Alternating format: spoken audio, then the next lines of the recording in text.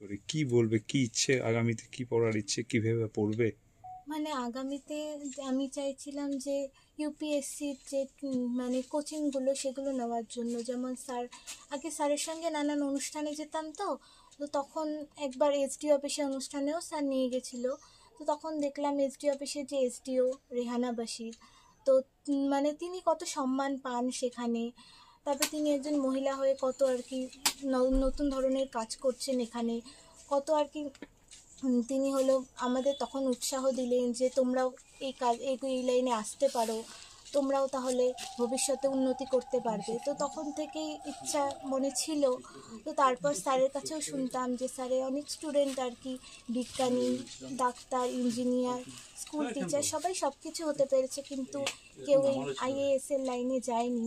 তো তখন আমারও ইচ্ছা আরও বেশি করে জাগলো যে আমিও যদি হতে পারতাম। কিন্তু বাবা মার তো সেই সামর্থ্য নেই যে আমাকে ইউপিএসসির জন্য কোচিং দেবে। তো সেটা যদি কেউ আর্থিক সহযোগিতা করতো, সেটা যদি পেতাম, তাহলে আমি ট্রেনিং নিয়ে ওটার জন্য কোচিং করতে পারতাম, আর আগামী দিনে হয়তো আমি সাফল্য লাভ করতে পারতাম। কত ঘন্টা করে বই পড়ছিলে তুমি?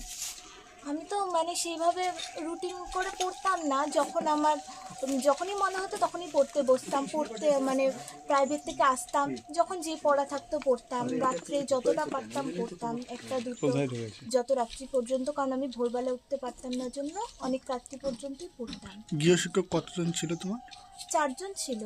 4 জন গৃহশিক্ষক ছিল। তার কি এমনি সহযোগিতা করেছে শুধু না? হ্যাঁ, তারা সহযোগিতা করেছেন। যে বলরামপুর রোডে আমি বাংলা ফিলোসফি পড়তাম অপু স্যারের কাছে, তিনি কোনো আমার কাছ থেকে বেতন নেননি।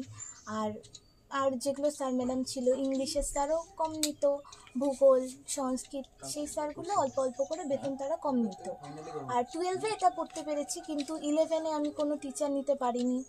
11-এ আমার সেই সামর্থ্য ছিল না, আর তখন 12-এ তো টিচার লাগবে, তার জন্য সে আমার যে আগে সায়েন্সের স্যার ছিলেন সিদ্ধেশ্বর সাহা, সেই স্যারই আমাকে ঠিক করে দিয়েছেন এই স্যারগুলোকে আর কি। তার জন্যই আমি 12টা ভালো করে করতে পারলাম, রেজাল্টটাও ভালো করতে পারলাম।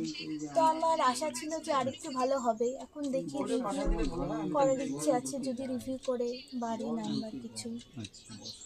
কি নাম তোমার? দেবশ্রী রক্ষী। বলছি আগামী দিনে কি হতে চাচ্ছ বা কি নিয়ে পড়াশোনার চিন্তা ভাবনা রয়েছে? আগামী দিনে আমি ইউপিএসসির জন্য কোচিং নিতে যাচ্ছি। আমি চাই যদি ওটা আইএএস হওয়ার ইচ্ছা আমার আছে। এখন সঙ্গে সঙ্গে কলেজেও ভর্তি হতে চাই, ইংলিশ অনার্স নিয়ে ভর্তি হতে চাই। এখন কেউ যদি আর্থিক সহযোগিতা করে তাহলে আমি পারবো, আর না হলে আমাকে এখানেই ছেড়ে দিতে হবে পড়াশোনা। কি নাম তোমার? দেবশ্রী রক্ষী। কত পেয়েছো? 445। মায়ের সঙ্গে কি বিধি বাধার কাজও করো? হ্যাঁ, মার সঙ্গে আমি তো অত ভালো পারি না, টুকিটাকি করে শিখাই। আর আমি 2টো টিউশনও পড়ানো ধরেছি, ওটাও